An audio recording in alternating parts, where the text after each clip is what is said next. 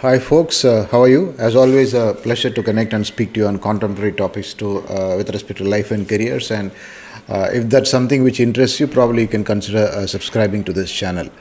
Quickly jumping into this video, a very interesting perspective and probably a lesson on perspective about recruiters and the recruitment profession, and very essential for you to understand some things as a candidate or somebody who's a job seeker, as to how recruiters approach you for various roles which they have on hand.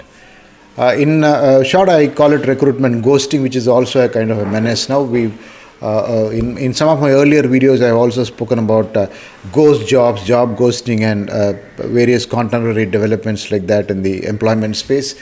You probably could spend some time going through my channel and understanding and having a look at those videos. Now, quickly jumping into this particular topic, recruiters ghosting you.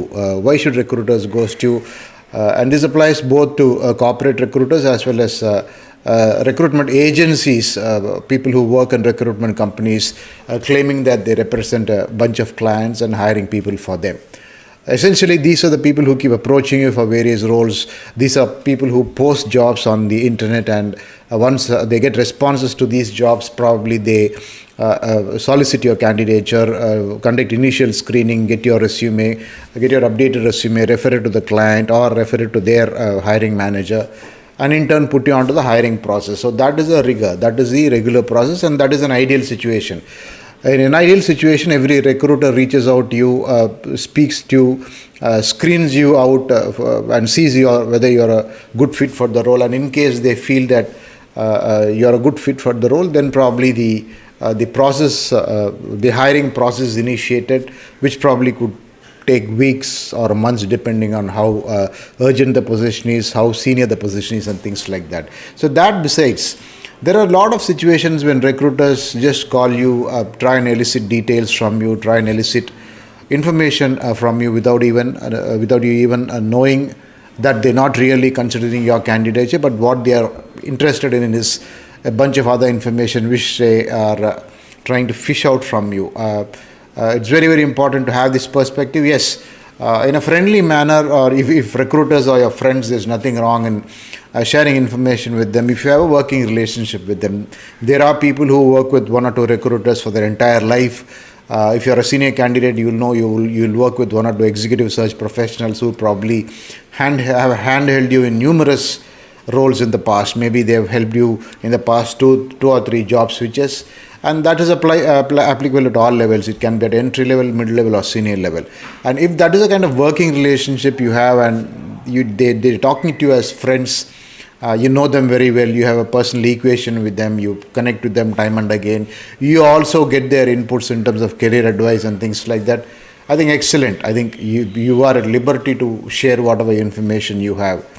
But ideally, do recruiters really do all recruiters fit into that criteria of yours? Not really. I think there are a lot of random recruiters calling you and speaking with you. A lot of random recruiters give you calls and speak with you about particular roles.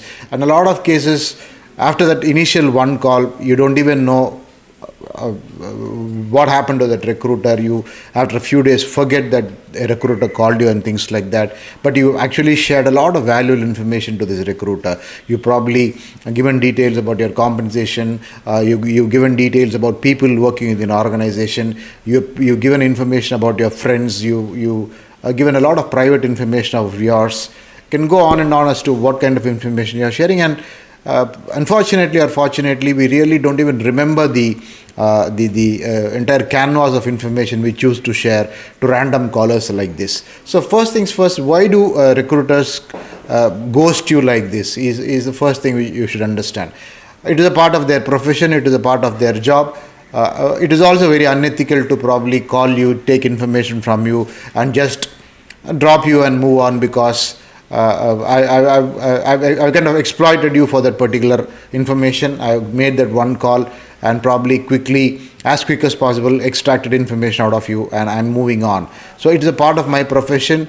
If you ask me whether it is ethical or not, it is unethical. But yeah, today the corporate world is full of or it's a judicious mix of unethical and ethical things. So how do you protect yourselves in terms of a person? How do you protect your interests from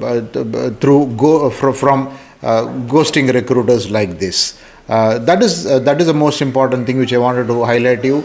I worked as a recruiter and a headhunter for fairly a long time, so I probably I'm a bit eminently qualified to give you this advice.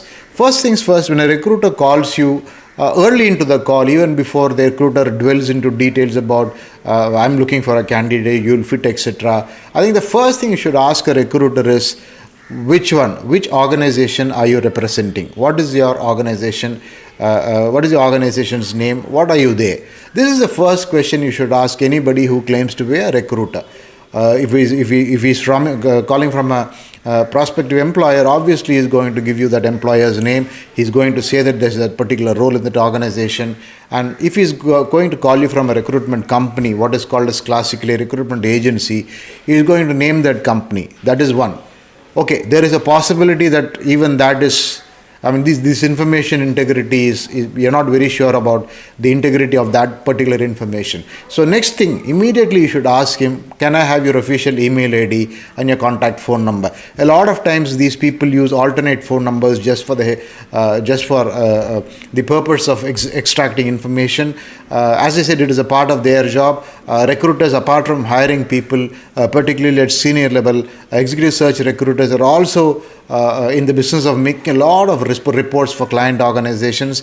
There will be a client organization which is asking one particular executive search firm to map 50 top CFOs in the country. So if you're working in finance and accounts, some recruiter randomly calls you and says, oh yeah, we have a finance role. I understand you're in finance. By the way, who's your CFO? Here the idea is to not really seek you for a particular role, but the idea is to reconfirm that you report to the CFO or to find out who's the CFO here. He's already found out who the CFO through public databases. He's only checking the veracity of the information by making this call to you. So in that sense, this is a limited extent of ghosting. He's probably giving you some hypothetical job which is non-existent and telling you that I think you'll be a good candidate, blah blah blah blah. But his entire idea is to only cull out the information from you as to who your organization's CFO is. This is just a quick example of how things work. If you're in any function, this is how they seek out information from you. The role they're talking about is imaginary. The client they're talking about is imaginary. It is a ghost position. It is a ghost job, and the recruiter himself is ghosting you. He is not really giving his right name to you. He is not identifying himself properly. So the first thing you should ask these people is, which organization are you representing?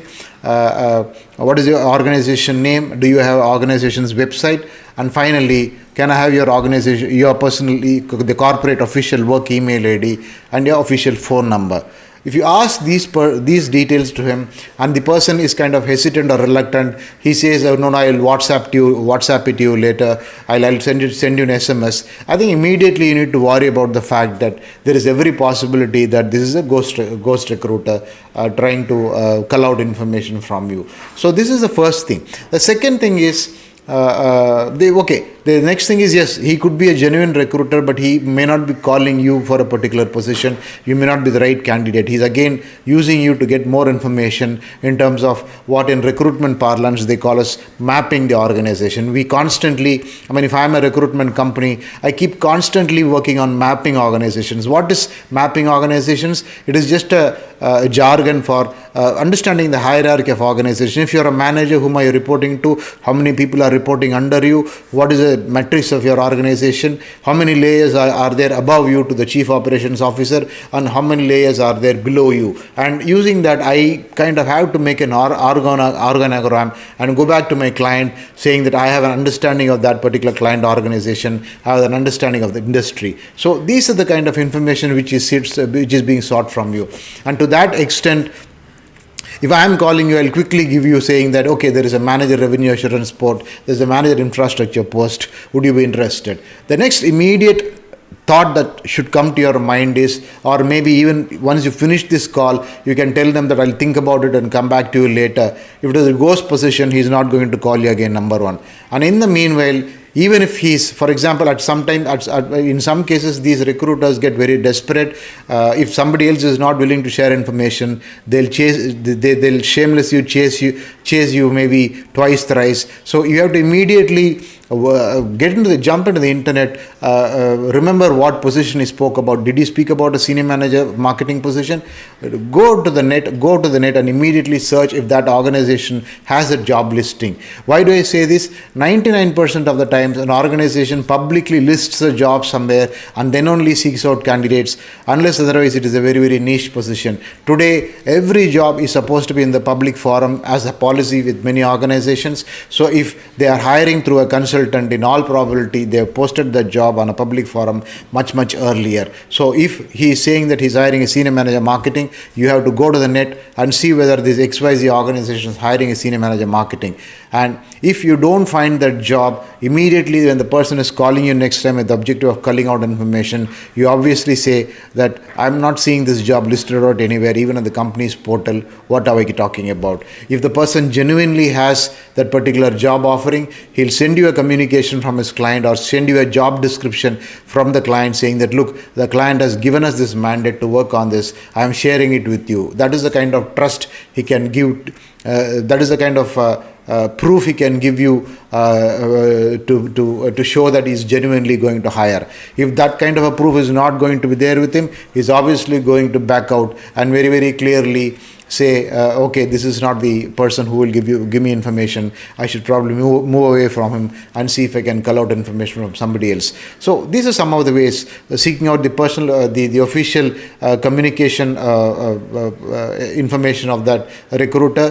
Be it if it's okay if it is a recruitment company. Same with the corporate also. Even the corporate recruitment guys do a lot of this mapping kind of a stuff, would want to know who is working in different positions in different organizations, and they also attempt a lot of this not so ethical things in seeking out information. And in those cases again, even if they have the official mail ID, official contact number and things like that, if they're talking about a ghost position, you'll easily be able to find it out once you jump out of the internet of that particular organization and check out whether those positions are there. So these are very, very some of the ways you really can desist from sharing a lot of information about you.